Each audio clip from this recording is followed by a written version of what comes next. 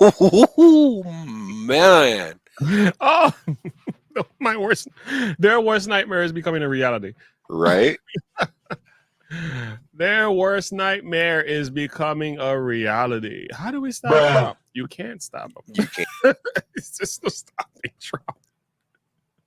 There is no stopping Trump. How you stop? Nope, you can't. No! God, please, no! Donald Trump just got some amazing news, and it's shaking up the campaign like never before. We're going to see the latest development that has the Democrats absolutely terrified and MAGA forces celebrating. You're not going to want to miss this. Hey, gang, it's me, Dr. Steve, your Patriot Professor, here to help you to think better so you can feel better in these crazy and turbulent times. So if you've already done so, you know what to do. Make sure to smack that bell and subscribe button. Also, make sure to share this video with friends and family if you would.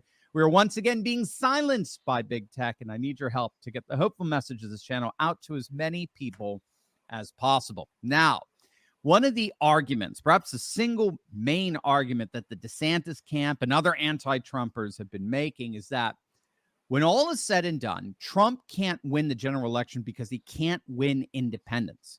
So according to the argument, while Trump remains hugely popular among Republicans, all the polls show that independents have completely soured on it. And you simply can't win a general election relying simply on Republican votes.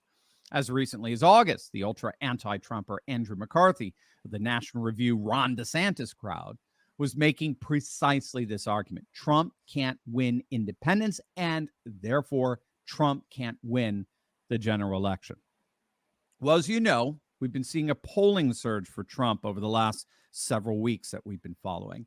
And now we have specific polling among independents. And let's just say it completely decimates that argument. Take a look at these numbers. According to the latest Center for Politics poll, Trump beats Biden among independents by 2 points, 51 to 49. According to the latest NPR Morris poll, Trump beats Biden by 6 points, 49 to 43 among independents. The latest Fox News poll, Trump trounces Biden by 8 points among independents, 48 to 40. But we ain't seen nothing yet. According to the latest ABC Washington Post poll, Trump is beating Biden by 13 points among independents, 52 to 39. And the latest CBS poll, Trump beats Biden by an utterly humiliating 15 points, 57.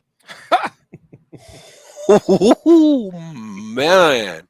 Oh, my worst. Their worst nightmare is becoming a reality. Right? Their worst nightmare is becoming a reality. How do we stop Trump? You can't stop him. You can't. It's just no stopping Trump. There is no stopping Trump. How you stop? Nope, you can't. Trump I've train said it is before. on full steam ahead. Some people can agree and disagree with me. I'm telling you, this stuff is God ordained. Like, there's only so much you can do. If God desires for Trump to win, you're fighting against a brick wall, boy. Mm-hmm. That's why every time I hear these new allegations, I'm like, huh. The more you indict, the more we unite. Well said. Well said. All right. 7 to 42. Only Quinnipiac, which is notoriously bad, but only Quinnipiac has Biden beating Trump 46 to 41. On average, Trump now has a commanding 7-point lead among independents. And here's one of the million reasons as to why Biden is imploding.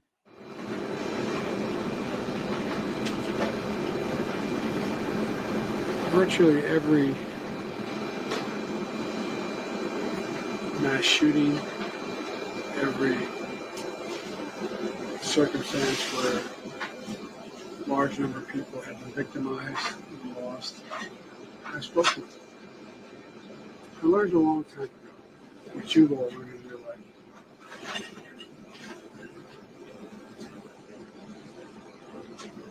When someone's going through something that is beyond their comprehension, they've ever thought they'd have to go through.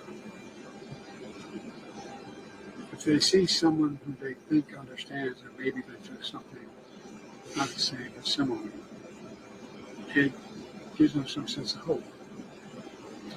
And I always get criticized sometimes with my staff because when I go to these events, I stay for 3 to 4 hours to answer all their questions. But it matters. It matters a lot. And look, I'm talking, some of you have gone through a hell of a lot more than I've gone through, and a lot more than other people have gone through. And you understand. So it's just people are looking for just something to grab, something that gives them some sense of hope. And that's, if I can do a little bit of that, then it's, it's worth doing. Done for me. So. The entire time he was talking there, I was expecting men in white suits just to come out behind him and slowly take him away. I mean, that brings incoherence to a whole new level. I defy anyone to try to attempt to translate what he was just trying to say there.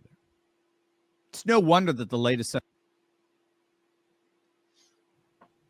This is sad, though. Yeah, I was like, what is he talking about? I was trying to understand the nature of the discussion. I was like, where is this going? Like, what is he saying? The slow speech, the slow movements, like that's mental impairment. Oh, it really is, man. It really is. For those of you who have any experience in a nursing home, you know what this is. Yeah, or any experience with elderly people. Like I when my mom was in the hospital when she had a stroke, I had to take care of my stepfather who has dementia. And God rest, he ended up passing away from dementia. But that's what it sounds like, huh? I mean, he very much like Biden.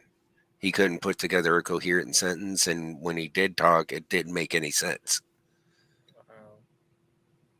And he would move slowly like that, and very cautiously and not normal. Not like you or me, where we're just kind of fluidly moving around. Oh, man. Like that's our president. Well, supposedly. Like, poor guy. I don't think it's fair what they're doing to him. I think they're abusing him. That's elder abuse at his finest. Yeah. They're using him for their propaganda. That's why the man can't stop. He can't do nothing. He can't stop a war. I mean, under Biden, we got two serious wars going on. The economy is a mess. America's never been the weakest. Yeah, we are the weakest we've ever been. We have more trend stuff under Biden than any other president prior. Yeah, the pullout from Afghanistan, it really shows our weakness. I didn't realize how bad of a thing that was when I began to really think about what he did when he pulled out and the way that he did and left a power vacuum over there. I was like, oh, just for the Taliban to swoop in and take it up. Yeah. Like, it's like, that's a slap in the face to every veteran who served over there.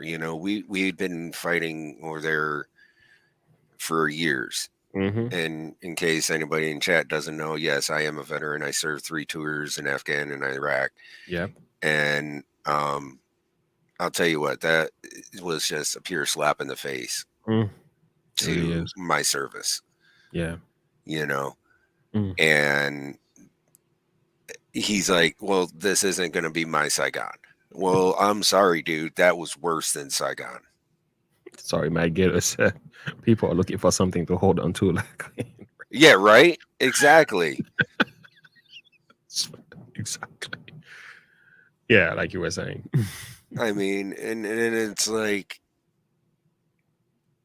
you don't just leave all that equipment there for them to just take over. You're welcome. And well, some of these weapons are the ones Hamas and now they're in the hands of Hamas being used against Israel. So, I mean, you don't just leave that stuff there. You can pack that stuff up on a ship or a boat and bring it back with you. There was no reason to leave that stuff there. Yeah. Chris Scott, elder abuse. Yeah, there was no reason. It was immature. Tanks, plane, guns, brand new stuff. Sad. Center for Politics polls Trump up 4 overall, 52 to 48, winning the popular vote. CNBC is showing the same lead, Trump +4. And the latest Echelon poll also has Trump up by 4, 41 to 37. In the swing states, Trump opens up a 5-point lead. And this is exactly what the British Telegraph found as well. They conducted their own poll and found Trump with a solid lead in 4 of 6 battleground states, while tied in the other 2, Michigan and Pennsylvania. Technically, he's 1 under in Pennsylvania, but that's within the margin of error. And again, like we said in a video yesterday, just to underscore this point, not a single one of these polls in 2016 and 2020 had Trump tied with either Hillary or Biden in Michigan or Pennsylvania. But we do have one problem. What about RFK Jr.? We're getting polls now showing that if RFK is in the race, it actually costs Trump the election. So what sense should we make of that? Well, that's exactly what we're going to answer. But first, you need some soap, guys? There you go. Yeah, I thought he was a decent commercial, so I'm going to let that run. RFK I have issues with RFK. Yeah. Okay. Which is because he's anti-Second Amendment. Yeah, that's a huge problem. After what happened with I think it was his brother or his uncle or something like that. Mm-hmm. So yeah, I'm that to me is an immediate red flag. Oh, he's gonna lose a lot of votes because of that.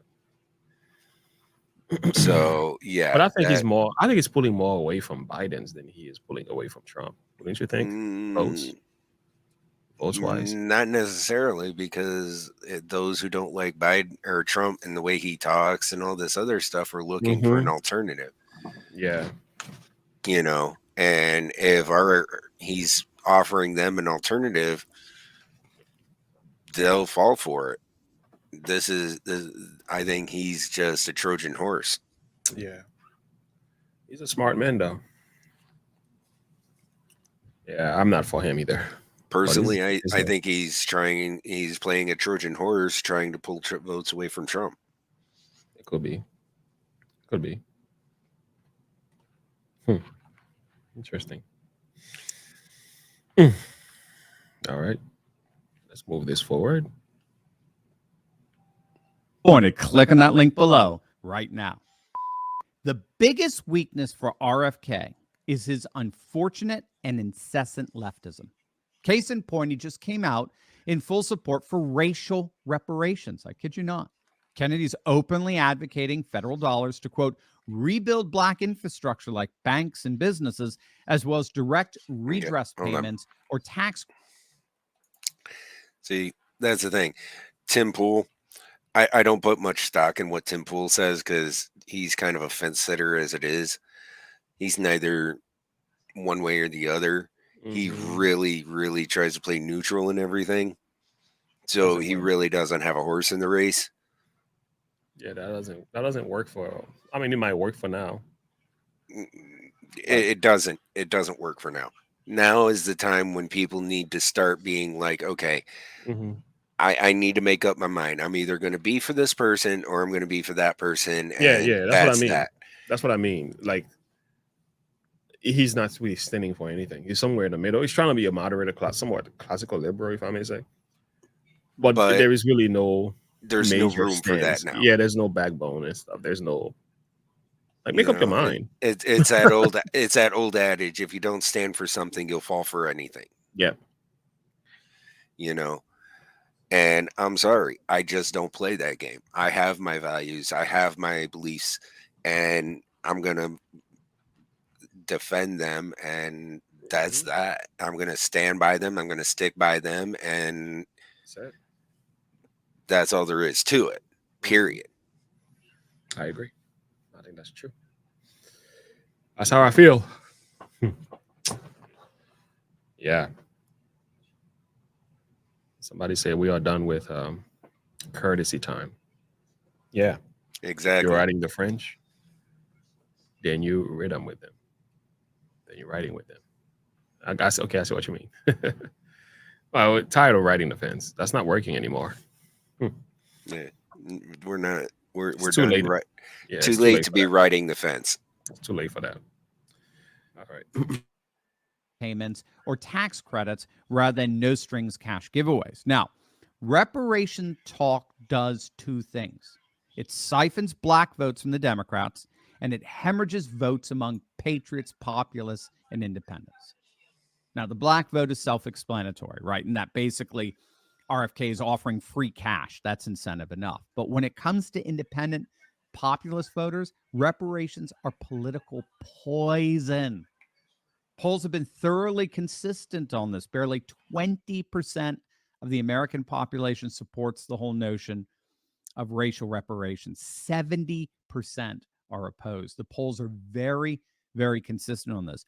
Reparations rhetoric only ends up provoking a massive backlash among white voters. And again, we have data on this. Carol Swain, who I've interviewed at Vanderbilt University, she's found that reparations rhetoric and identity politics in general were actually awakening what she called a kind of new white nationalism.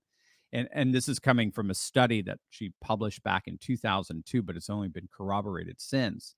She noticed that whites were becoming very concerned over the asymmetrical distribution and enforcement of civil rights-based equalities, where they felt like they were being discriminated against.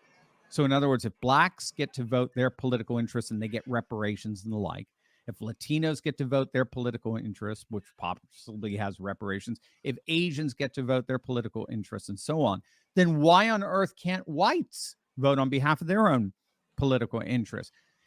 What she was calling the new white nationalism wasn't motivated so much by overt racism. In fact, all indicators show that racism is at an all-time low today. It's not overt racism that's motivating the new white nationalism as such, but rather it's being provoked by more and more whites perceiving a deliberate discrimination against them simply because of the color of their skin. And nothing on this planet provokes more of a sense of that backlash, that one's being discriminated against simply for being white, than the notion of racial reparations. And so the irony in all of this is that RFK's embracing of reparations is only going to further alienate the very vote he needs to siphon away from Trump.